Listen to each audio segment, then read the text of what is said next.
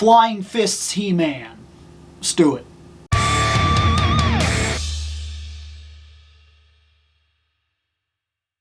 So if you remember a while back, I opened Terror Claws, and one of the things that I didn't like about him was that he came with an action feature.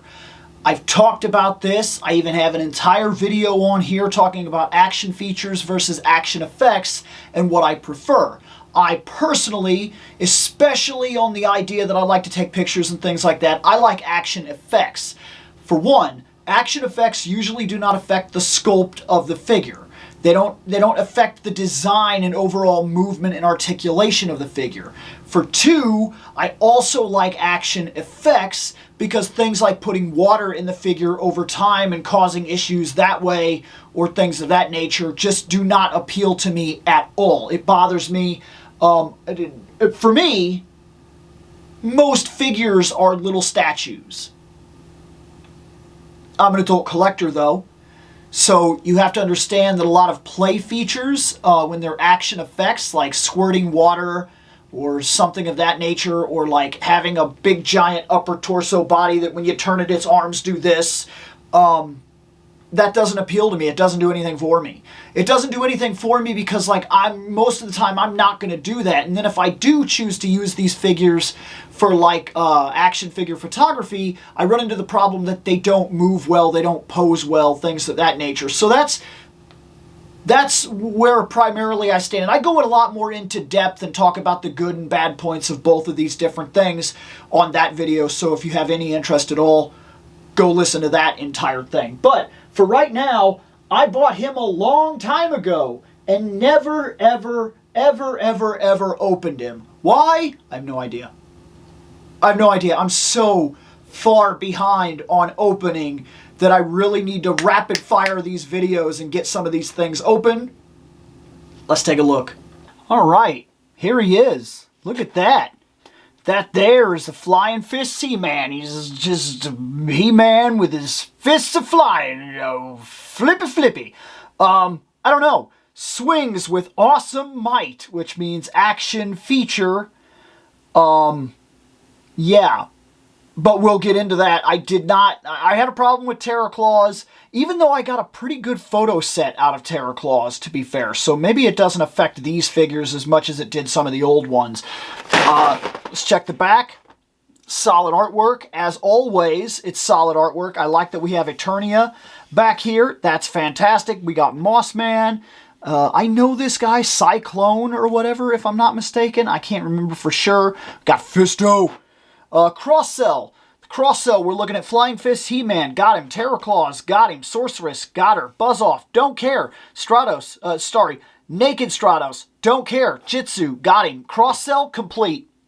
In terms of my personal collection, complete. I've done everything that I care to do with them. They're done. B-Man. I like him in Masterverse. I think he looks unbelievable in Masterverse. Naked Stratos. Don't care. Go for Gray Stratos if I did it at all. Chances are that's a Masterverse character for me. The others I have. That's fantastic artwork. Let's open him. All right, here he is. And boy, is he stiff. I was expecting that, to be fair. He comes with this right here, little fidget spinner, which I imagine is a better fidget spinner than what we had when we were young, when they were younger and had this, because we've actually gotten a lot better at stuff like this.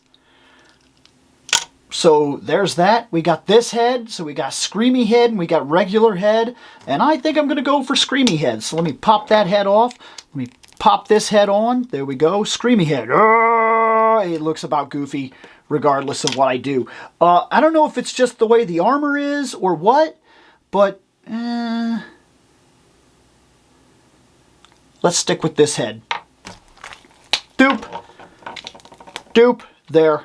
It just feels better. Man, he is really stiff. I'm not kidding at all. He feels heavy, too. So, like, his feet don't hold him up the same way that it would on other figures. It's just the way that he feels. He did get a second gripping hand, so he's got two gripping hands. That's pretty solid. So let's see him do his thing, I guess. He's got this little area here where you turn him and he does like this. I'm guessing that means we need to have one of these arms kind of up. Maybe this arm kind of up. Woo! There. We got this thing.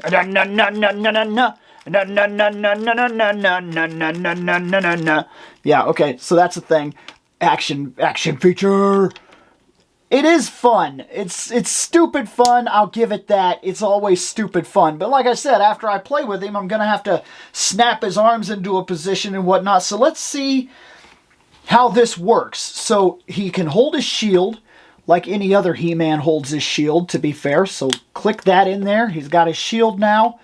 And then the other part is this, which is kind of held like a weapon, as far as I could tell. So you just put it in his hand there. So we're going to do that. There it is. He has his thing. It's almost like holding a big, dumb gun. There's your big, dumb gun. Gun of dumb. And here we go. Are you ready? You ready to see this?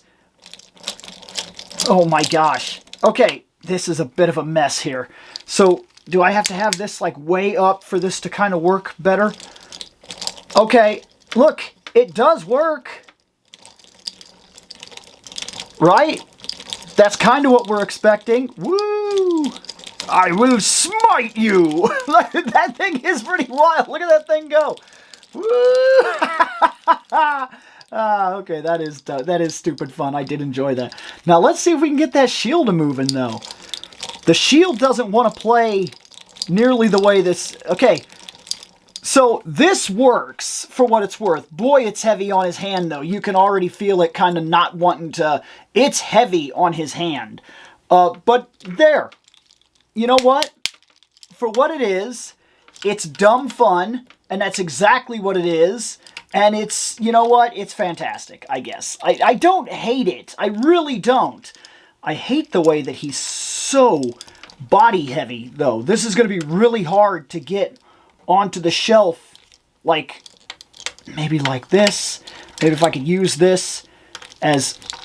See, but now we got the problem with the... If that arm starts to move, he wants to move.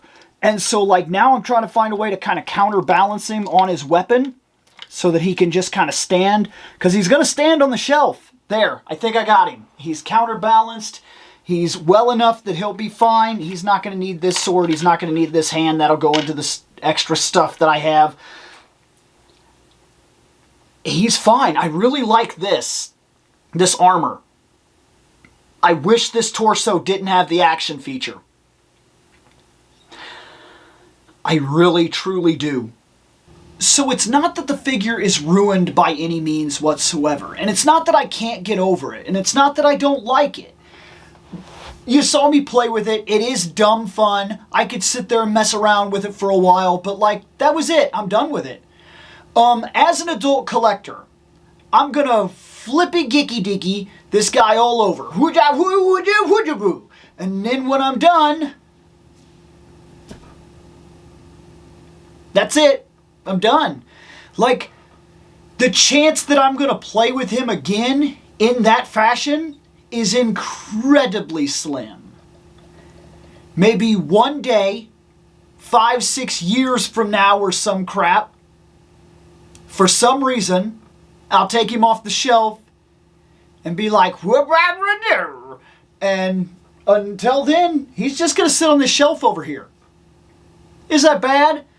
Not necessarily, a lot of figures do, but it does offer the possibility that if I start dropping Motu, because we've talked about the collector's triangle, and I constantly evaluate the collection, and I constantly figure out what pieces have actual value, what pieces have meaning, and what pieces don't.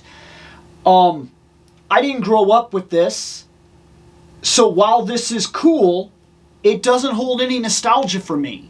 And things like him and Terror Claws are on the very first wave of guys that will more than likely be pushed out of the collection when push comes to shove.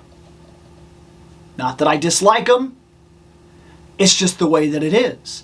I'm not attached to them. And the action feature ruins what movement they would have had And so while their gimmick is kind of neat, in a way it holds them back as simple action figures for me.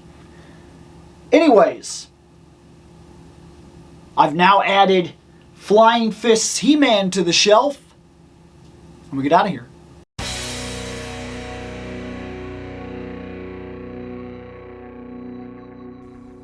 I have spoken. Take what you will from it.